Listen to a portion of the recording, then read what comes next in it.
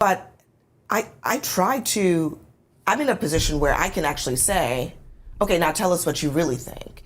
Because I do think that that is part of my role, is to sort of be that voice for the people watching at home who are like, there's no way he really believes that, or there's no way she's really actually going to defend this thing.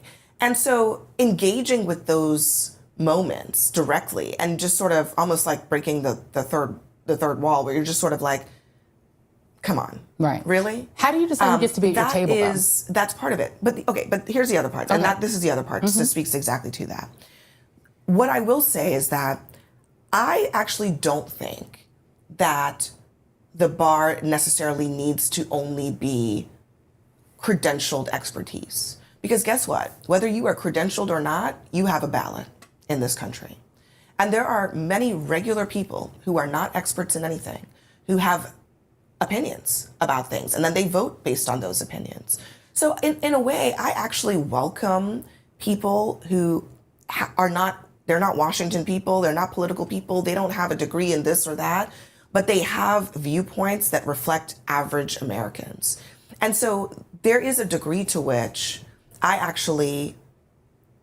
we actively seek out voices, some of whom are expertise, but some of whom are authentic to people who share their point of view. Because that is also what I want represented at the table. Because I recognize that in this country, nobody is giving you, some kind of test in order to have a ballot. And we need to speak to those people too.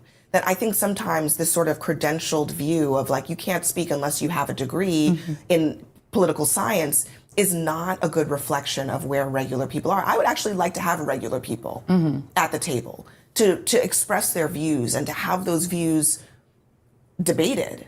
Because that's part of what's happening in this country, is that everybody is sort of saying, well, you don't know what you're talking about, you can't have that opinion.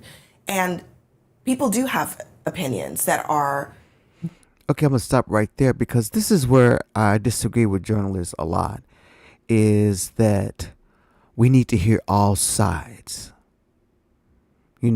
All sides. But you know what? I only want to hear the right side, the side that is telling the truth. Now, some would say we have to show every side. Balanced journalism means giving people a voice, even if they're wrong. No. Balance does not mean giving lies the same weight as truth.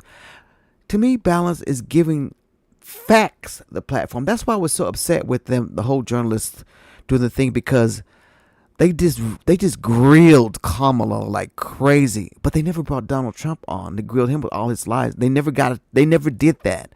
They tried to get his cronies, but they didn't do it well. They just let them talk. So balance to me means giving facts the platform and exposing lies without even elevating the liar. The media is not obligated to hand the microphone to people who knowingly deceive the public. That's not journalism. You don't have to give them the mic. And Abby, for the most part, will call them out. They don't have election deniers and things of that nature on there and what have you. But there are times when I think, why does she have Jillian Michaels in here talking about slavery and how she's doing it? And sometimes even Scott Jennings will say things. What? But it's like, that's not journalism to me.